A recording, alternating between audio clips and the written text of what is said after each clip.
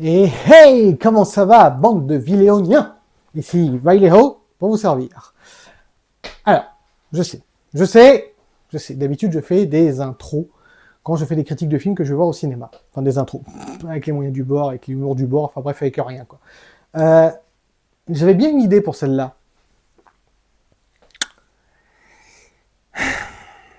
Ça passera pas sur YouTube, je vous le dis tout de suite, ça passera pas. Donc j'ai préféré ne pas la mettre en œuvre. De toute façon, j'aurais quand même pu, j'aurais eu des idées, mais non, on va pas la faire. Mais pour vous donner une vague idée, par rapport aux 4 Fantastiques, j'ai tout de suite pensé à Mr. Elastic. Alors, Monsieur Elastic, qu'est-ce qu'il peut faire en élasticité? Beaucoup de choses, hein. Ouais. Vous vous rappelez de Scary Movie 2? Qui a la ref aura la ref. Bon, d'accord, vous avez pas la ref? Mais viens donc jouer avec Oncle Ray. C'est le loup.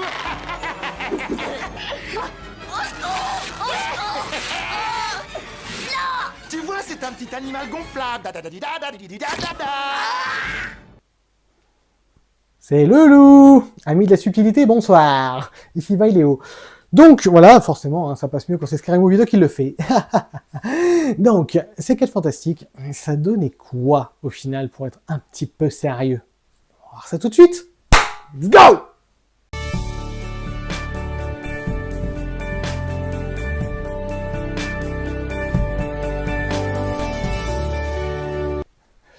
Je suis donc allé voir ces... On va arrêter là, c'est bon. Donc, c'est Fantastic Four, les 4 Fantastiques.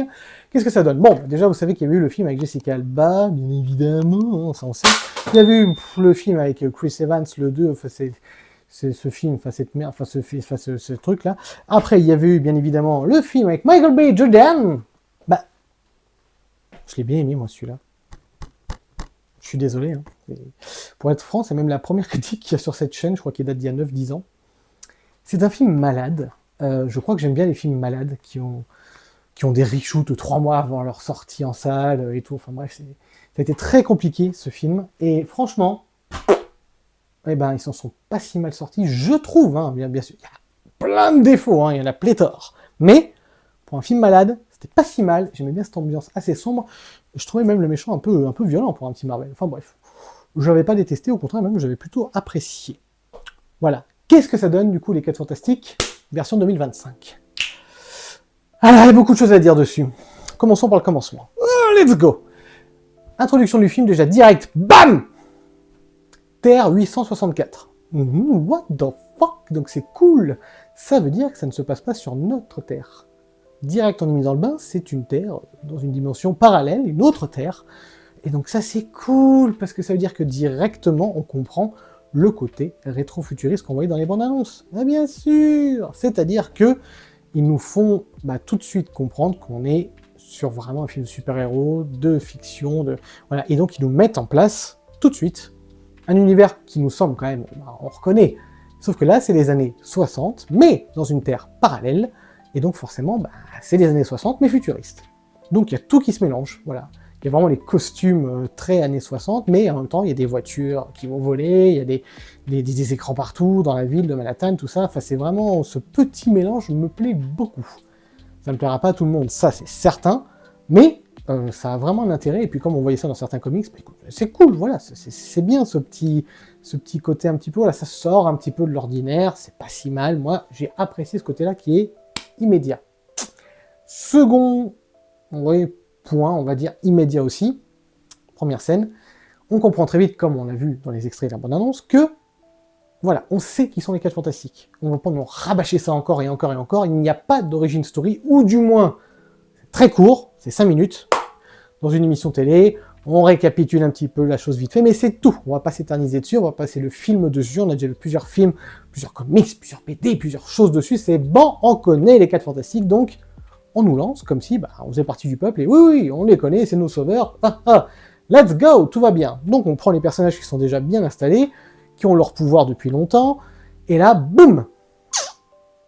Premier sujet, moi, qui, va m'interpeller, on apprend très vite que la femme et l'homme, le couple du quatuor, va devenir parents. Donc, la paternité, la maternité, on va tout de suite traiter le sujet. Et c'est cool parce que je suis papa d'une magnifique petite fille de 2 ans et demi que j'embrasse très fort. Bisous, Ambre. Donc, je me suis dit, oulala, là, ça commence quand même pas mal. J'aime bien le côté rétro-futuriste, j'aime bien les décors, j'aime plutôt bien les personnages au début, il y a cette relation entre eux, et là, hop, on voit qu'ils vont devenir parents et tout, je me suis dit, ouh, ça sent bon, ça va me plaire tout ça. Problème qui arrive assez vite. Autant le casting, je le trouve réussi sur les choix individuels de qui représente. Bon, Pedro Pascal, tout ça, bref. Ils sont tous très bien en acteurs, de toute façon, dans tous leurs rôles. Mais c'est assez étrange. Ils sont bien choisis pour le casting, ils sont bien dans le rôle, mais séparément. J'ai l'impression que quand ils sont en équipe, ça fonctionne pas, mais que ça soit en équipe pendant les scènes de bataille, mais comme, en même temps, la famille. Parce qu'on nous présente vraiment une famille, en fait. Il y a le beau-frère, le mari, le meilleur ami qui, en fait, est un oncle. Enfin, c'est vraiment une famille, quoi. C'est un cocon familial, ils vivent tous ensemble dans une tour, tout ça. Mais je trouve pas que ça soit extraordinaire. Ça marche pas forcément magnifiquement bien. Alors, je dis pas que ça vient des acteurs, c'est aussi l'écriture des personnages, mais peut-être que quand même le casting y est aussi un peu pour quelque chose, parce qu'ils sont très doués tous, mais séparément. Je trouve que tous ensemble, c'est pas incroyable, il n'y a pas une alchimie de dingue, voilà. Ça, je l'ai ressenti déjà assez vite dans le film. Après, on avance un petit peu, donc je trouve ça très intéressant, on voit la grossesse, tout ça. C'est bien, il y a une scène magnifique où elle utilise son pouvoir pour montrer le bébé dans son ventre, puisqu'elle est femme invisible, donc elle fait disparaître son ventre, on voit le bébé, voilà, il y a vraiment des petites idées, des choses très touchantes et très intéressantes. On avance tranquillement dans le film, puis alors là, what? La présentation de la surfeuse d'argent et de Galactus, il y a des idées de mise en scène, de découverte du gigantisme de Galactus, avec des effets spéciaux plutôt bons. Là, on commence à partir dans l'espace avec eux pendant 20 minutes, où il y a des scènes incroyables à voir sur grand écran, absolument incroyables, c'est beau. Il y a de beaux effets spéciaux, mais... Alors, parce que pour un blockbuster de 2025, de bons effets spéciaux, c'est pas forcé, c'est un coucou Jurassic World. Donc du coup, là, c'est bien. Je me dis, mais ce film est en train de m'embarquer. C'est vraiment bien. Bon, ça reste du Marvel, c'est assez simple, mais ça fonctionne. Ça fonctionne vraiment. Le film dure 1h55. Et pour ma part, je trouve que ça fonctionne les 50 premières minutes, à peu près, 45-50 premières minutes. Et toutes ces scènes donc dans l'espace, très bien, très belle, il se passe plein de choses, c'est quand même... voilà, je vous dis pas, mais c'est bien mené, et c'est beau. Donc, convaincu par ce film pour l'instant. Puis ils reviennent sur Terre. Quel dommage. C'est pas mauvais, mais alors tout de suite, le rythme commence à vraiment descendre, on commence à s'ennuyer. Et en plus de ça, je comprends pas qu'on ait un film de super-héros où on n'utilise pas les pouvoirs des super-héros. C'est-à-dire qu'on les utilise, mais tellement peu, et comme on s'est à peine expliqué, heureusement qu'on les connaît, quoi, mais les 3 anciens films, ils les utilisaient plus que dans ce film-là, en fait. C'est dommage. Quel dommage. On en parlait justement avec Thomas et Guillaume, avec qui j'ai été voir le film, salut les gars, et c'est vrai que c'est dommage, voilà, nous on voulait un truc un peu comme les Indestructibles. Je sais pas que ça soit utilisé les pouvoirs au quotidien, comme dans les scènes de baston, mais là, ça me manque cruellement, je trouve, vraiment. Ils en font pas grand-chose, comme ils ne font pas grand-chose du personnage de la surfeuse d'argent, comme ils ne font pas grand-chose de l'amourette de la chose, comme ils font pas grand-chose de la chose non plus d'ailleurs. Voilà. Heureusement qu'il y a un petit robot assez marrant, qui est un peu, voilà, le côté drôle du film, qui est avec eux dans la maison, qui est vraiment sympathique, qui d'ailleurs installe plein de choses pour l'arrivée du bébé dans la maison, et on voit à quel point ça va perturber leur quotidien, comme dans la réalité quand un bébé arrive, donc c'est génial. Il y a quand même des bonnes scènes, mais voilà, avec un robot, c'est pas vraiment le robot qu'il fallait développer, c'était plus les personnages, quoi, et leurs pouvoirs, par exemple, c'est un peu ce qu'on attend d'un film de super-héros.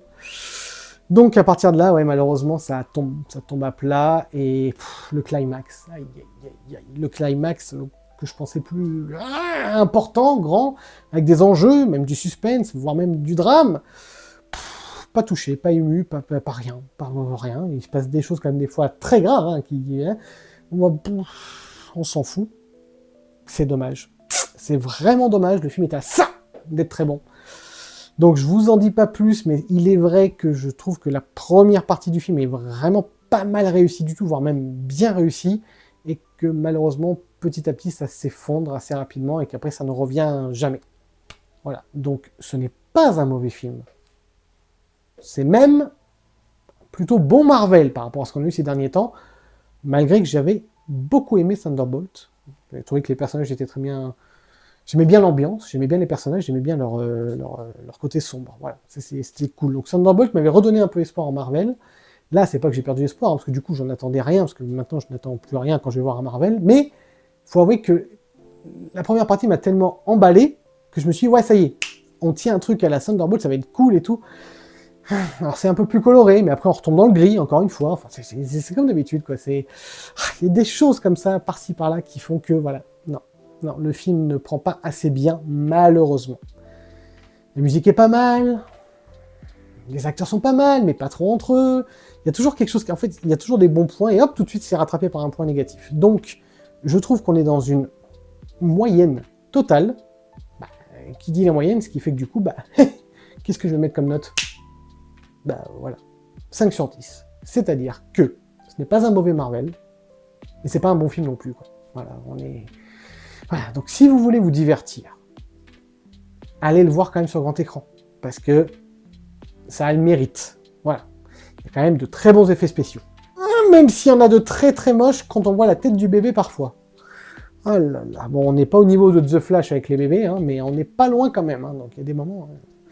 Mais c'est pas grave. Voilà. Si vous voulez vous divertir, allez le voir. C'est sympathique, mais non, si vous êtes fan des 4 Fantastiques, n'en attendez pas trop. Voilà. On est sur un 5 sur 10. C'est juste bien. Ni plus, ni moins. Donc, la vraie question étant, l'avez-vous vu ? Est-ce que vous avez aimé ou pas ? Est-ce que, comme moi, vous êtes mitigé ? Dites-moi dans les commentaires. Dites-moi ce que vous en avez pensé. En même temps, abonnez-vous, likez, délikez la vidéo. Dites-moi surtout en commentaire, parce que moi, le but, c'est un peu d'échanger avec vous, savoir un petit peu ce que vous avez pensé de tout ça. Et puis, écoutez, nous, qu'est-ce qu'on fait en attendant ? On se retrouve bientôt sur la chaîne pour des achats, des critiques, que sais-je ? Pléthore de choses, nous verrons bien. En attendant, c'était Vidéo qui vous dit à plus tard, bande de cinéphiles !